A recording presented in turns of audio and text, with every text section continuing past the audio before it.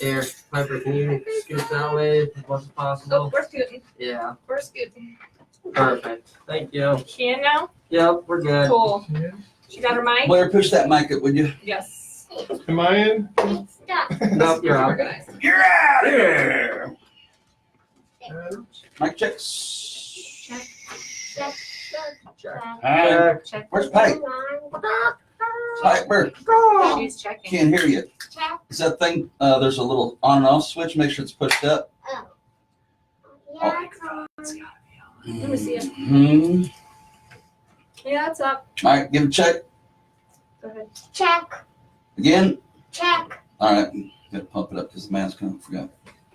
All right, good. Alright, everybody shared through.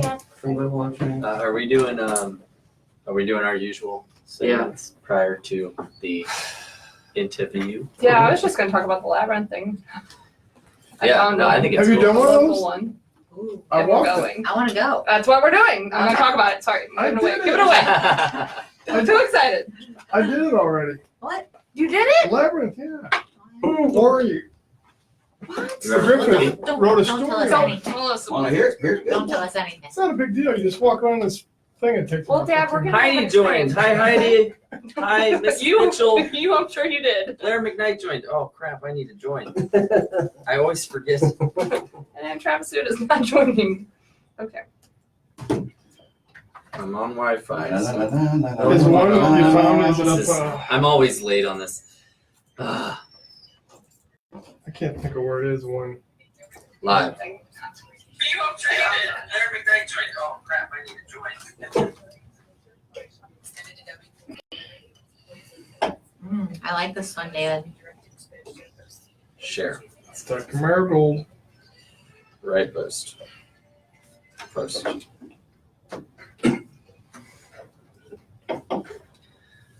Got the whole gang back.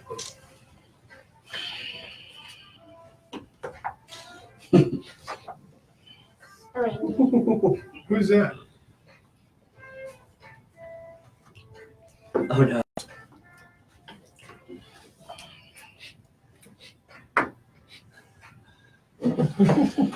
Ready? Good evening and welcome to the Epic Love Radio Show. My name is Travis Soot and we're here with the Epic Love crew in the house.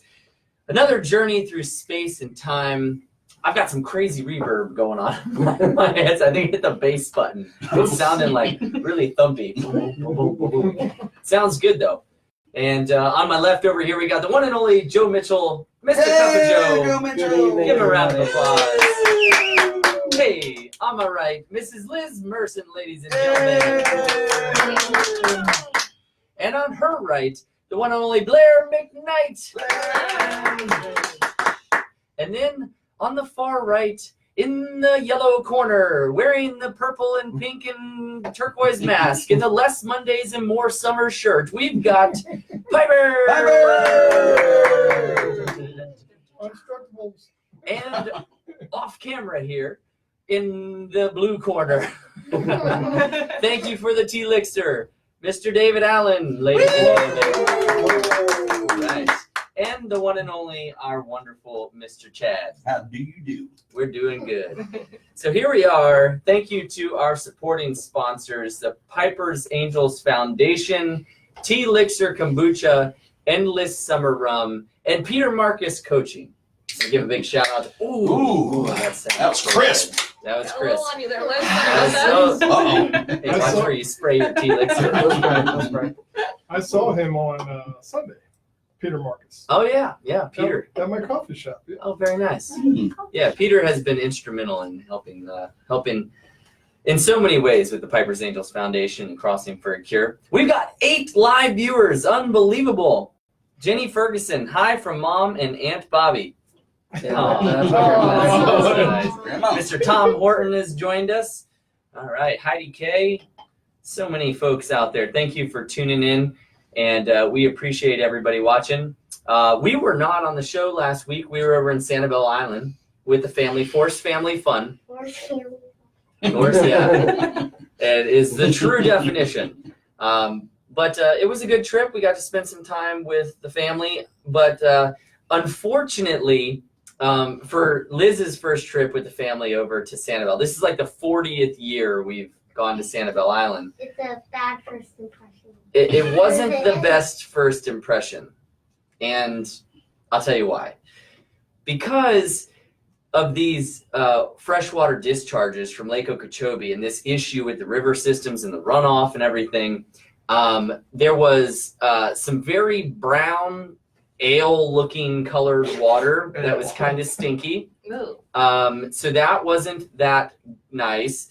But also there was a red tide warning. And so red tide is a naturally occurring phenomenon in the environment. It's basically, it's a blooming of plankton.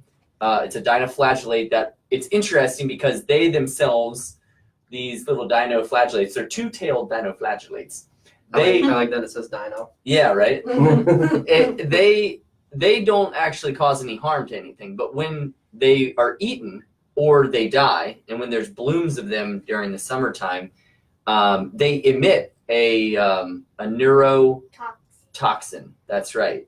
So it's crazy, but even in the air, so the water quality was poor from the water runoff, and because of the red tide, there were thousands of dead fish on the beach, a lot of dead seagrass and stuff. So it was very stinky. Not just small dead fish, like a whale shark had floated up to shore, Oh, wow. and sea turtles, like everything that swims in the ocean was swimming up to the beach. So I called it Death Beach. Yeah, It and was really bad. Absolutely. Really bad. That's depressing. It is, and apparently, the water runoff exacerbates the issue with the red tide, and so it was not a good scene. It was actually a pretty light crowd on the island for the first time I've ever seen. We learned while we were there that the mayor of Sanibel Island was up in Washington, D.C., trying to rally support for this clean water movement they're trying to establish in South Florida. And it was, and the crazy thing is that you can breathe those neurotoxins. So Everyone here, was coughing. yeah, we went to a restaurant on Captiva, and it's right down on the beach. Beautiful sunsets. It basically causes the neurotoxins when you breathe it in the air. It causes you to cough or sneeze, runny eyes, and I mean, it was hard to breathe. I felt like we were like, you know those movies where you walk in like the apocalypse is Oh yeah, coming, like everyone's or- coughing. Like or you walk in and everybody's just like super sick, and I was like, this is the apocalypse. Like it's actually happening right now. It's This like- is what it looks like. It's you know, like that it's movie. crazy. Yeah, it was like What a was the movie movie, with, Yeah. like a zombie with apocalypse. Julie Roberts? It's Where, crazy. yeah, the Yeah. Justice. So it was somewhat unfortunate on that level that was taking place, and I share that just because the awareness of this whole issue of clean water. Here we go. We are so excited to go to Sanibel with our family every year. One of the shelling capital of the world. They have the largest population of bottlenose dolphins.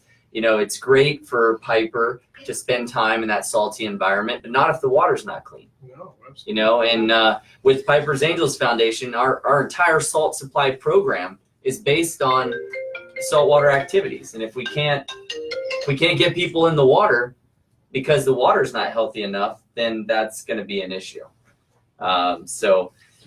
But other than that, hopefully people make the right changes and choices, and this isn't going to be an issue for future years to come. But it was for us this year, for sure. Yeah, and we read little notes like people all had their, what do you call them? The brochures up on the desks at front desks of businesses, and it says, we do not recommend that you swim with dead fish. We had already been there like a week swimming in the water. I'm like, wow, Enjoy. what's gonna happen? What's strange is that there were actually still people fishing. Yeah, Like there's like dead fish all over the beach, and they're out there with their poles, and you're thinking like, what is going on? yeah, if you catch You that. got a cooler full right here. Yeah. Yeah, maybe just cut them a break this week, guys. Like, don't go after their family. Well, and you can't eat the fish. Like Right. you'll die. Like it can make you really Yeah. sick. Oh. So, well, we're here on the Epic Love Radio Show to share awareness and education for all things inspiring. So we're hopefully going to see some inspiring action taking place in the near future with the water systems here. So, Yes. Yeah, Um, hopefully next year when we go, it'll be a different story. yeah, It'll be cleaned up. for sure. It will be. I think those darn politicians need to drink a cup of Joe. All right. That was a really hard cut right there, Travis. Thanks for throwing it to me like that. What segment that was? Every time Travis comes over Joe's like, all right, so. Yes, last week, 2 weeks ago, I guess the cup of Joe is ready. All right. It's like I'm anticipating it, but it always starts way too regularly. Come right at you then. So actually, before I get into the cup of Joe, I actually want to make a really interesting comparison to the dinoflagellates. There we go. And actually what happens in the lungs of people with CF. And as you were talking about it, and you told me about it a little bit earlier as well, I was thinking about it, I'm like, this actually really is similar to the way that the infection cycle happens in people with CF and causes the lung damage, because it's not actually the bad bacteria that's inside of our lungs that is causing it, the lung damage overall. It's actually the white blood cells that go into the lungs to fight that infection. When they die, they are the ones that are actually causing the scarring within the lung tissue. I just found this out recently from one of my friends who's amazing CFer, and she does tons of research and is an awesome person. And, this is one of the areas of the CF world that I really haven't dived into as far as like learning about it. I'm obviously big into the health and the wellness and nutrition aspect of it, but that's just one of the parts that I really never knew about. Yeah, I've never heard that. That's pretty fascinating, that underlying level of science there that's behind it. Science is cool. I love science. Science is the best. Bill Science Nye is the my Science favorite Guy. I like drawing subject that right. It's your favorite because subject? It's fun and it's easy to get made. Hey, not for everyone, okay? I Yeah, struggled. wait till you get to chemistry, then say if it's easy. So yeah, the cup of Joe, I kind of want to talk about, there's been times in my life that I have, dug myself into a hole, especially when it's been like with my health. And I just wanted to kind of share a story about that to, make sure that anybody out there with CF that might be listening or will be listening to this eventually can like kind of see the errors of where I was and possibly course correct before they end up in the hospital, which is how I usually go about or used to go about it. So for a very long time, for about 10 years, I was in and out of the hospital about every 6 months. And I was, I wasn't what they would call a frequent flyer. Frequent flyers are more like every couple of months they're in there. But I was in there often enough where I got to know the nurses and the doctors knew my name and they knew my routines and everything. And it made it for a very pleasant experience for being in the hospital, to be honest with you, because everybody's really nice. But at the same time, you're stuck in the hospital for 2 weeks, and I know Piper can attest that it's not fun, right? No, not at all. So the way that I always ended up in the hospital was I would go into the hospital and I'd be feeling terrible, obviously. And then within a couple of days, I'd bounce right back and I'd start feeling normal again. And I'm like, oh, I still got to stay another 12 days in this place. And I kind of just sat there, to be honest with you. For the first like 5 days, I probably needed to get that extra rest and everything like that, just to build myself back up a little bit. But there were a lot of times where the rest of the time I was just sitting there. I wasn't really doing anything. I was watching, this was way back when, and I was watching like reruns of ER and stuff like that. And, looking back at everything, I realized that I could have been doing a lot more with my time because I'm literally just sitting in a hospital room. And I've been seeing so many people and in the CF community internationally who are literal rock stars. There's a Facebook group that I am a part of called CFers Who Train Hard. And it's anybody that has CF can join it, and you literally go in there and you just say who you are and what you do as far as training, and you guys can help each other. And like people will struggle and everything like that. They'll get motivation from others. And it's just a really great uplifting environment to be a part of. And so realizing that, like, there was this one woman who was recently hospitalized, and she was like, you know what, I'm in the hospital, but you know what, I can still do exercise while I'm here. And it's kind of a weird thing to think about, like, as a person. It's like, wait, you're in a hospital, but you're going to exercise at the same time because it's going to make you better and be able to stay out of the hospital that much longer. And seeing that and realizing the things that I used to do and what I hopefully will not continue to do if I do have to go to the hospital, is to kind of just sit around, and it's almost like wasting time. It's really, you're just sitting there kind of spinning your wheels, not really thinking about it. And yeah, you do deserve a break from life with CF because it can get to you like really bad. And sometimes you just need those few days, but really it's not about, it's not in life. It's not about how hard you can take a hit or how many hits you can take. It's how about you react to that. And my reaction time for a very long time wasn't that great. And now it's getting better because I'm more aware of it. There's a lot of things that, ever since I've got into this, super supportive, awesome environment that I'm realizing about myself that I'm just like, why did I never really see this before? And then I'm like, oh, it's because other people that are actually caring about me around me are making me aware of it. And so that, I've said it a million times, surround yourself with the people that you really like to hang out with, surround yourself with the people that push you and strive for you, because they're going to teach you lessons. And when you start getting taught lessons, you start to think of them yourself, at least. You can, you can become your own self-teacher because you become more analytical and thought-provoking, and your brain just starts to rework itself almost. So being in a, positive environment and not getting down on yourself when you have those stumbles and those falls, and being able to get back up, dust off, and be like, all right, I might be back at square one, but I'm not moving backwards anymore. I'm moving forwards again. Sometimes you take 2 steps forward and then you take 5 steps back, and it's a constant battle back and forth. So it has been just amazing to get to know the CF community at large, from being such a person that was very insulated in themselves, and then seeing all of the amazing, stupendous people like George and Ben and Piper and everybody who out there that is advocating a life of activity, healthy nutrition, and not giving more time to your CF than you actually have to. That's something that Ben says a lot. He's like, only do everything that you have to do every single day, and then get on with your life and do the things that you like to do. Yep.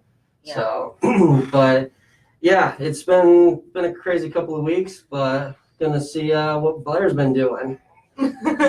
Well, that was quite a cup of Joe there. And I believe it's your birthday tomorrow, Joe, right? Maybe, yeah, sort of, yes. 31? Yep. All right, all Yeah, right. 30, Happy birthday to This is Joe. thank you. Exciting. 31, I'm 31. Yeah, what are we doing? I don't know what you're doing. I'm actually going to He's like, oh, yeah, I'm not invited. That's okay. so I actually got invited to go to an event tomorrow night with our friend Maura from Living Hungry. I'm going down to the Police Athletic League in West Palm Beach, and I'm going to help teach teenagers how to cook. That's really cool. That's amazing. That's So, What a great way to spend your birthday. yeah, right? I love that. Yeah. Very cool. Awesome, Joe. But Blair, before No, you go, please, I no, have to go say, ahead. so you said something that made me think about this movie that Travis and I watched last night called 180 Degrees South. And if anybody hasn't seen it, it's really good. I know Piper, it wasn't her favorite because it was kind of boring for the documentary, but it is really good. And they said something in it that said, going backwards isn't always going backwards. So you might be taking 5 steps forward. You don't have to take steps backwards to continue going forward. They said you just make a 180 and then continue taking step forward. So it's another way of thinking, like, you don't have to always go forward in that direction. You can just keep taking steps forward. Even if you're backtracking a little bit, you're still taking steps in a forward direction. Mhm. Does that make sense? It does. Yes. Yeah, their analogy was like if you're walking towards a cliff and you're going to fall off and you get 1 step away from the cliff, is it better to walk forward still and step off the cliff, or make a 180 and turn around and take a step back the other direction, because that's really the progress you're looking for. Right. What's You're below still the taking cliff? steps forward. Yeah, What's below? Is there Yeah. water? yeah. Can you dive? They were relating it to the environment, which Yeah.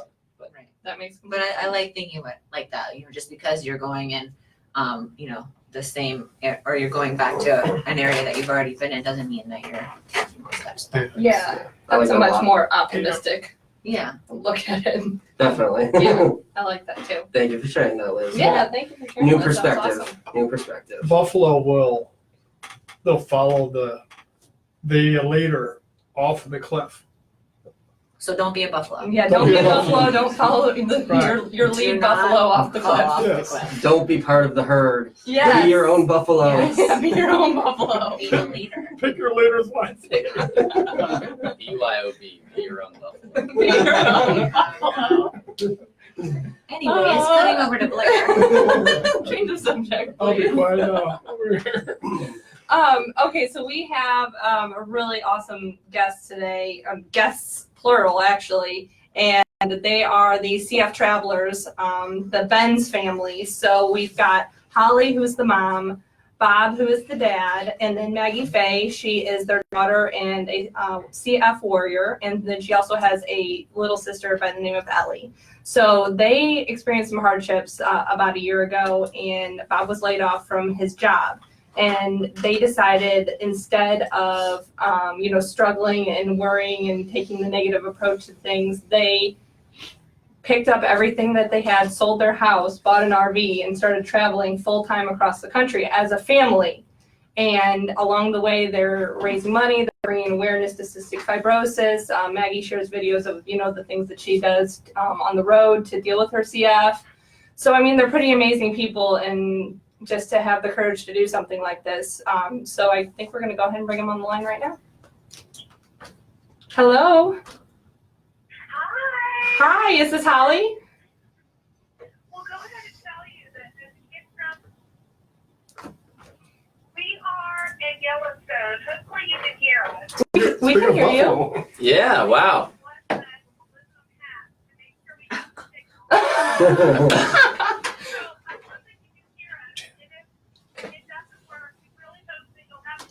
No, that's okay. Can you hear us okay?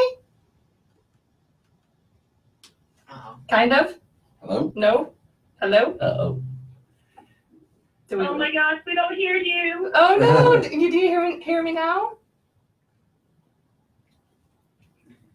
Speaking about buffaloes, Yeah. Yellowstone. Yeah, we There we go. I heard Here, a Travis. couple of comments. And we saw some amazing ones in Yellowstone yesterday. What a segment. There's this one part of Yellowstone called Lamar Valley, and there must have been there were hundreds of bison, and they were just surrounding us and like running up to the car. It was pretty incredible. That is amazing. Can you hear me now? How long have you been in Yellowstone? They're not here. I think I can hear you. I think we can hear you now. Okay. How long have you guys been in Yellowstone? Oh no. Uh-oh. Uh-oh. Well, they are the CF Travelers. I know. So this is, we you know. really It's a risk. we strap the antenna onto a buffalo. Yeah. Make it to higher ground. Don't jump off the cliff. though. We can hear you now. Oh, Oh, good. We can hear you now. Okay, good. Can you hear me, Holly? Yeah. Okay, awesome. That's good. So Travis was asking, how long have you been in Yellowstone? We have been in Yellowstone for a couple of days. We did the entire park yesterday. Bob depends on Wi-Fi for his work, and there just really isn't any in Yellowstone. So we kind of have to get in and out really quick. So we did the entire park in 13 hours, which I don't recommend, but if you have to stick, you can. That's amazing. And where were you guys at before this? We were in Bozeman, Montana, which is a great town. We really enjoyed Bozeman. And before that, we were in Glacier National Park. And before that, we were in Banff, Canada. Wow. That whole area is like, I want to go so bad. It I rode looks my so motorcycle. beautiful. Yeah, I hear great things about Glacier. Yeah, it's a month for sure. Well, that's amazing. So we're really excited to have you on just because of, like I was saying, you guys and the courage with what you've done with your situation. Will you tell us just a little bit more about why you guys decided to, do this full-time traveling? Absolutely. So when Bob got laid off early last year, we had established such a comfortable life outside of Charleston, South Carolina. And it just so happened that when Bob called, when he got laid off, I was actually in Washington D.C. to advocate on the Hill for those with CF and those that love them as part of the Cystic Fibrosis Foundation March on the Hill. So I was hundreds of miles away from family, and he gets the phone call. And boy, talking about having a empowered message to deliver to the Senate and the House to make sure that families and individuals with CF have the resources that they need. Because suddenly we found ourselves with no insurance, no income, and we were faced with a big wall of fear. And as a family, we decided that we were not going to live within that fear. And with job opportunities just weren't presenting themselves, we decided to just create a new life for ourselves and to live in the moment and rely on our faith to know that everything will turn out the way that it should, and everything's worked out so far. Why would that change? And so we sold our house and most of our belongings, and we started traveling in our car, staying in hotels for about a month, and then we found our travel trailer, and we haven't looked back. And we've been traveling almost a year. Wow. And part of the email that you sent us that I loved was you found the trailer, and then you had to find a truck to pull the trailer, which was in a completely different state, right? And Yeah. and so you found that in Georgia, right? Yeah, we found our travel trailer. We had been, doing this for 2.5 weeks, and we were really discouraged because we couldn't find anything within our budget because we were focused on what's called a Class C RV, and because we didn't have a truck to pull anything, and nothing was happening. And so then we just decided, let's just focus on fun. Maybe this whole experience was about letting go of our belongings. And maybe we'll be back in Charleston plugged into 9 to 5 jobs this week. So what do we want to do so that when we reflect on this time, we feel good about it? And Bob spent his childhood summers at his grandparents' place in Maine. And so we decided to go there. And lo and behold, I'm sorry, there's a ladybug that has just landed on my nose. And That's good luck. That's so bizarre. So we decided to do that. And the first stop on the way was Hershey, Chocolate World. I mean, who doesn't want to love, do Chocolate World, right? So we stopped there, and it just so happened that the nation's largest RV show was happening. Whoa. And we decided then to go look, and we did. It didn't work out, so we left the area. Super sad. The next morning, 2 of our friends called us, both saying, the friends didn't even know each other. They both were like, you need to stop looking for Class Bs. You need to look for a travel trailer and find a truck. And so we went the 3 hours back. We were just we drive back to Hershey, Pennsylvania, and we find our travel trailer. And then we had to find a truck. And a friend connected us with a friend who had a truck, a diesel truck, for sale in Augusta, Georgia, and he accepted the money that we had for this truck. So we drove down to Augusta, Georgia, got the truck, went back up to Western Pennsylvania, all within 3 or 4 days, right, Bob? 3 days. 3 days. I mean, when we put our minds to something, by golly, it's gonna happen. And what the part I liked too was you found the truck in Lincoln County, Georgia. And your dad's name was Lincoln, and he was a Ford dealer, and the truck was a Ford.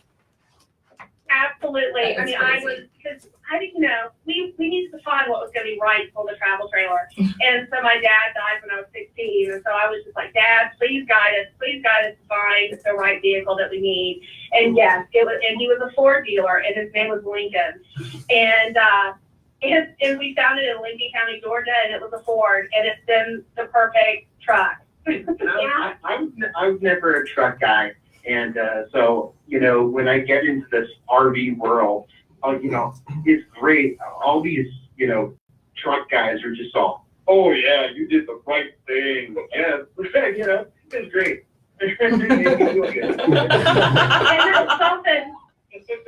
And that's something to know. We were not campers. We had never camped. We weren't outdoors people. We weren't RV people. We had no knowledge. We didn't know what the heck we were doing. We just knew that we needed to be out in the world right now, and that was the way to do it. And so we just step by step, and everything has just laid out so beautifully. It's just amazing. Wow. So you guys are a year into this now. And Yes. just, I mean, no regrets, just everything has gone great, and it's just amazing that you guys are still trudging down this path. That's awesome. I just fixed a blowout on Highway 10 in Arizona. Yeah. Well, right. That's what happened. We had a tire blowout on the interstate, and by the time we got towed and fixed and back, it was nighttime, and we were, oh my gosh, we weren't even a month into this, and Bob had to back the truck up and connect on the trailer at night on the side of Interstate 10 in Arizona. And oh my God, 18-wheelers, they don't move over to the other lane. They were whizzing by our heads. And when he did that within 5 minutes, I said, dude, if you can do that, you can do anything. You're my man. We're going to make it. Bob, you're the man. That's right. That's a fact. And how old are, for everybody listening, how old are Maggie and Ellie? I am 11 and Ellie is 8. Okay. Are the kids homeschooled? Because you guys travel a lot? Yeah, Yes. we're homeschooled. We found a really great program online. Yeah. And one thing to know is that when we decided to do this, the girls, you know, they were, at that time, they were 10 and 7, and suddenly they were faced with being told that, you know, we're not going to live in this house, you're not going to have the friends in the neighborhood. Oh, and here's a plastic tote, and you can only keep the toys that fit in it. Which is, you know, and they sold their toys, and they had $1,000 when they went to Disneyland, because we told them, if everything that you sell that's yours goes into a fund, and they wanted to use it for Disney. So when we were in Southern California, what did you get to do, girl? We got to go to Disneyland. That's awesome. So that was Piper that asked that question before, and Piper's 10. Turning 11 soon. So yeah, Piper's 10, turning 11 on October 5th. She was diagnosed with cystic fibrosis at 4. Oh, wow. That's so neat. Right on. Yeah. So you guys are close. Piper, do you have any other questions for the girls? No, that's it. Maybe what do you guys want to be when you grow up after this experience? I want to be a songwriter. I've been trying to do that. She actually won a national, she placed nationally in a PTA songwriting competition for a song that she wrote, I Dare You to Try. Wow. So when we were in the process of selling our house, we drove cross country to Las Vegas so she could walk the red carpet at the Paris Hotel and get her award. That's incredible. Congratulations. We'd love to hear that song. Yeah, You bet. yeah. Ironically enough, this Wednesday we actually are helping to produce a song for a young lady who lives here locally named Cassidy Taylor, and she wrote a very inspiring song about living with cystic fibrosis. We're gonna record it, and she's gonna put it out there. We're gonna make a little YouTube video of it, so we'll have to share it with you guys, and we'd love to hear your song as well. Absolutely. Yeah, one of the verses in Maggie Day's song. What does it talk about, Maggie Day? It talks about a boy with cystic fibrosis. Yep. And what he has to face. And how he gets a little tired of it, but yeah, it's I dare you to try, right? I dare you to try. That's right. Well, I have a question, if you don't mind. My name's Liz, and I'm a co-host on the show here. And I just wanted to know, what's the most favorite place you've been to since you've been traveling over the last year? And my follow-up question is, how long do you foresee you and your family traveling for? Besides Disneyland. Right. Besides Disneyland.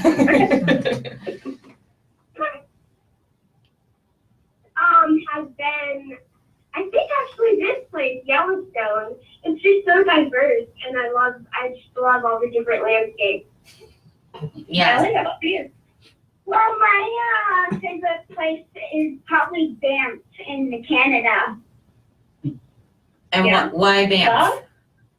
Why me? Well, it's just so colorful and so cute. It's such a cute town, and there's so much to do and see. That's a good reason. Right on. Yeah. Banff sounds cute. Just a little Banff. I've heard a lot of really good things about Banff. I have too. I heard it's good for snowboarding.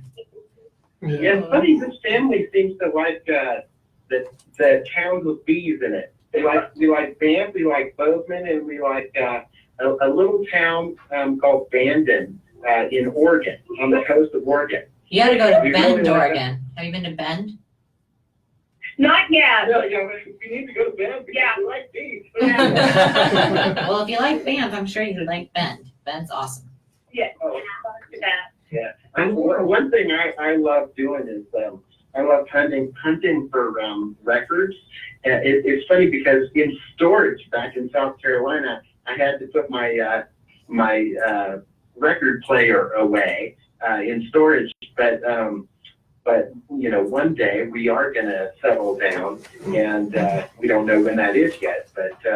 But I like going around different places, finding record stores, and I collect records on the way. So I have the records, but I just can't play them right now. Bob, you and I have something in common. I love hunting for vinyl records. I used to go to all the thrift stores around town, and I would sift through them for hours. And one time I found an entire collection of Jimmy Buffett albums. It was every album that he had produced, and they were all together. So whoever brought them in and dropped them off, they were all right there. But at the time, I think I was like, I don't know, I was probably 12, and I didn't have enough money to get them all. So I hid them, and I came back the next day to get them, and they were gone. Yeah, I was bummed out. What have been some of your top finds? We got a lot of bees flying around here. Buffett, bummed out. One thing that I haven't even told my family is I just got there's this thing called Discogs, and it catalogs what you have, and evidently other people can see it. And so I bought a Hootie and the Blowfish, cracked rear view, and I was just offered like a lot of money for that album. Wow. But that's actually not one that I found on the road. I think the best one that I found on the road lately was a really nice high fidelity version of the B-52's Love Shack or Sweet. what's the album? Yeah. And that was in Portland. Portland had 25 different record stores. Yeah. It was amazing. We walked into one, and they had a songwriters night going, so people were performing, and they had so many records. It was the best. Yeah, I think it was called Music Millennium. That was a good one. That's awesome. For me, Yeah. Mount Shasta was my favorite. I love Mount Shasta. It just has the best energy, and I felt like I could be myself there. I just loved it. I've And as far as- I've heard that Mount Shasta is it's a natural vortex. It is. The whole mountain is. It's also, if you're into this, it's the root chakra of the earth. And we just had some really amazing synchronicities and just some really cool experiences. And Ellie and I went on a hike. We subscribe to ignorance is bliss.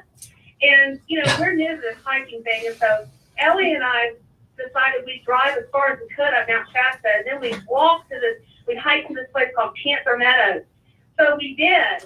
We didn't know how long or how high. And so a mile and a half into it, the road is snowed over. So I happened to pull up an app, and it showed that we were just half a mile from our goal. So I looked at Ellie and I'm like, we're in tennis shoes and shorts, mind you. And I looked at Ellie and I'm like, should we go for it? We're so close to the goal. She's like, yeah. So we walked the rest of the way in snow in our tennis shoes and shorts. So we got to Panther Meadows. And then we turned around and we went back. And boy, and we didn't see anyone for 4 hours. It was just the two of us in Mount Shasta. It was pretty majestic, wasn't it, Ellie? Yeah, it was so fun. I saw your post the other day and I was laughing. She posted on Instagram. She's discovered hiking is like giving birth. You're in a lot of pain afterwards, but you want to do it again. Yeah. Afterwards, you forget the pain. You just remember the beauty, so Yep, you do it that's what again. she said. I fully subscribe to that. And then, Liz, as far as how long we're going to do this, have you ever seen the movie Forrest Gump? I have. So you know how Forrest Gump starts running one day? One day he just stops? Yeah. That's going to be us. We'll just keep doing this until one day we look at each other and we'll go, okay, we're done now. We're That's tired. a good answer.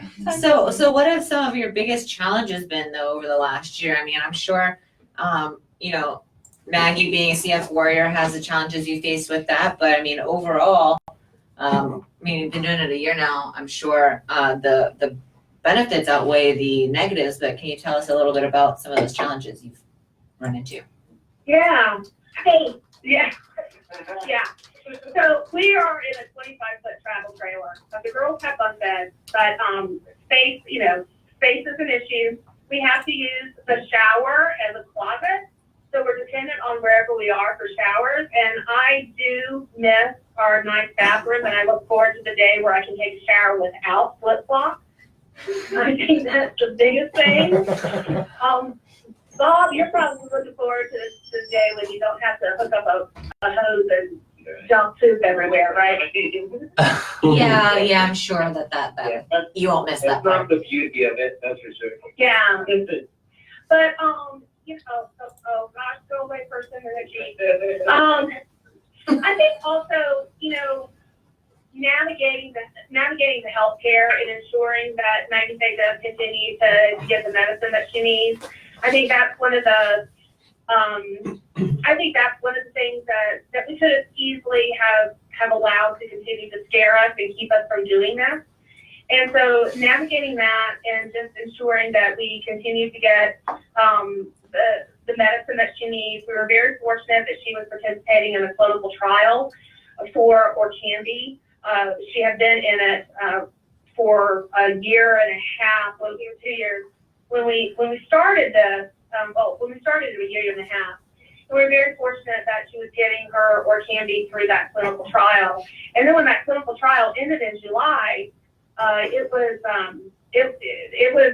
went through a scary period of transition in getting the Orkambi. And so we've had moments like that have really allowed us to see what the healthcare system in America and how it's broken.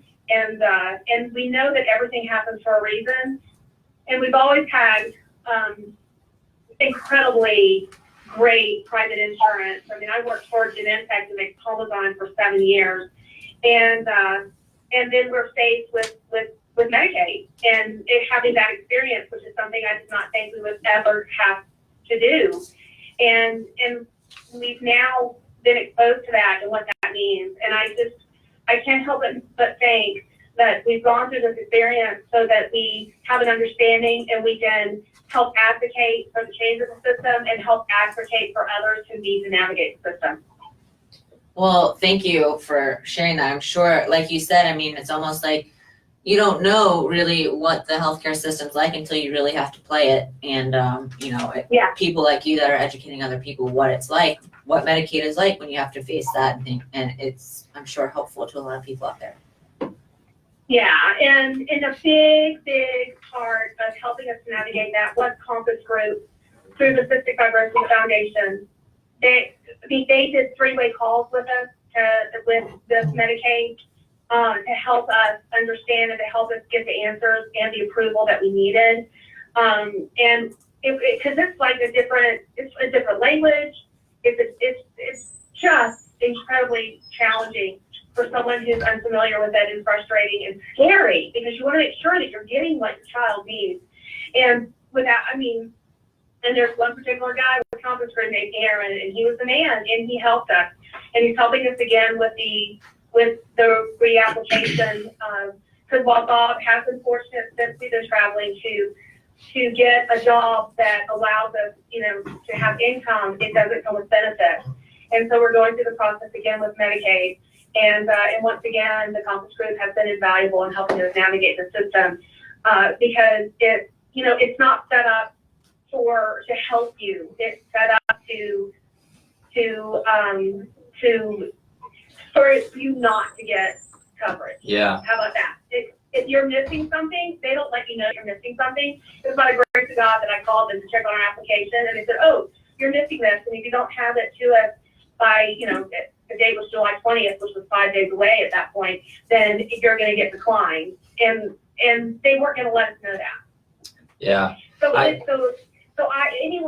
of your listeners out there who may be facing that or in the midst of it, I really encourage making that phone call because there is help out there and there's resources that can help you navigate that, and it's going to be okay. Yeah.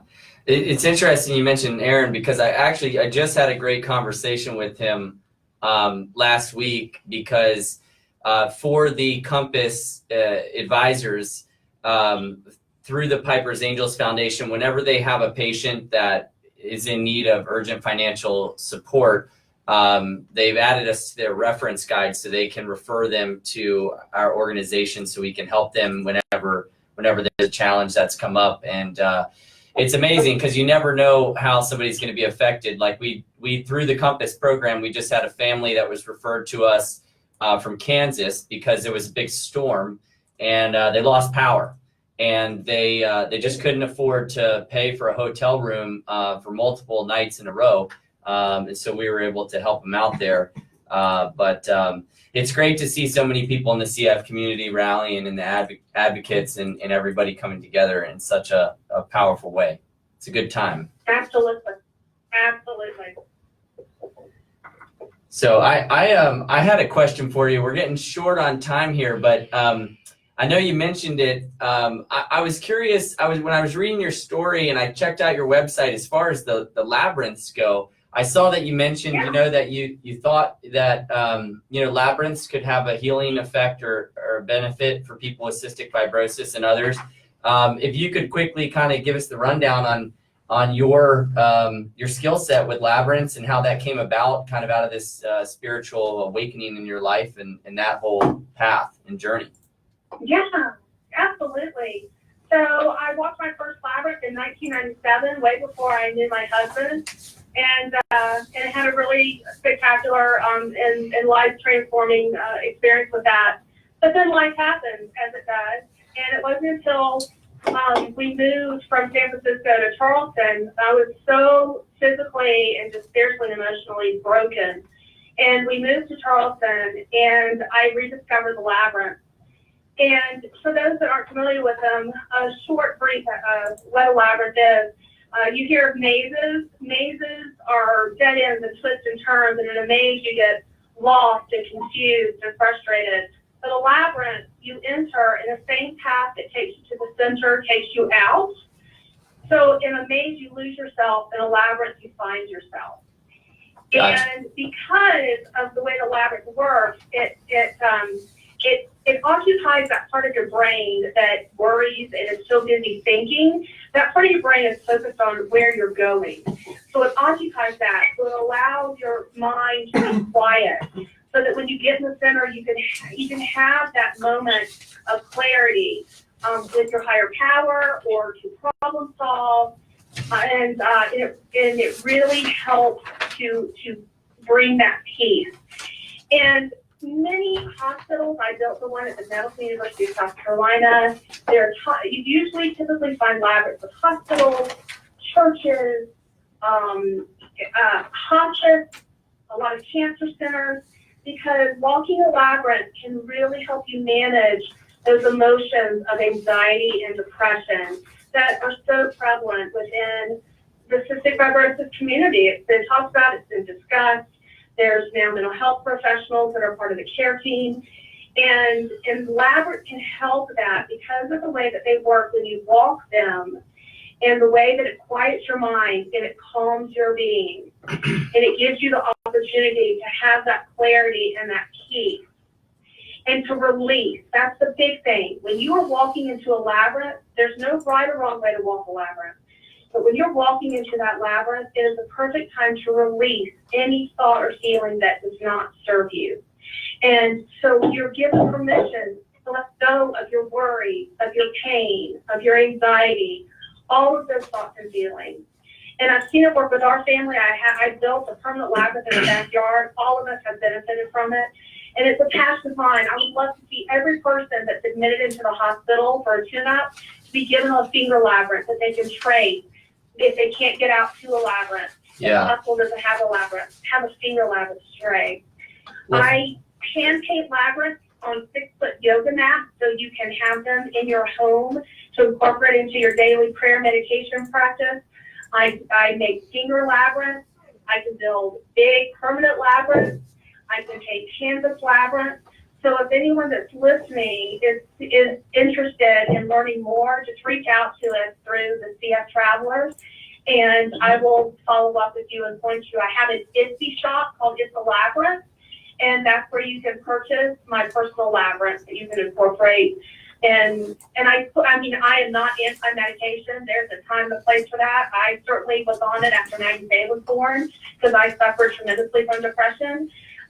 The choice for me now is not to do that, even though I still, have anxiety sometimes and depression. But for me, the right choice right now is to use prayer, meditation, and labyrinth. Well, And that's what works. Yeah. At this point. Absolutely. Well, thank you so much for sharing that. So we're going to share the CF Travelers 2018 at passioncff.org, and we will share the information for the Labyrinth website as well up on the website. We want to thank you guys so much for joining us for the show. We're out of time. Thank you. Yeah, it's awesome. Keep charging forward and being bold in the face of fear out there on the road. And we're excited to hopefully get you back on the show in the near future. Fantastic. We love it.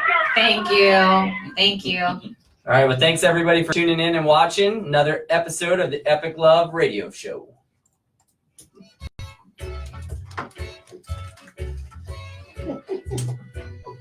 Yeah, I walked that one. Is it this one in Jupiter? Yes. Did you turn off the mic, Piper? That would be it.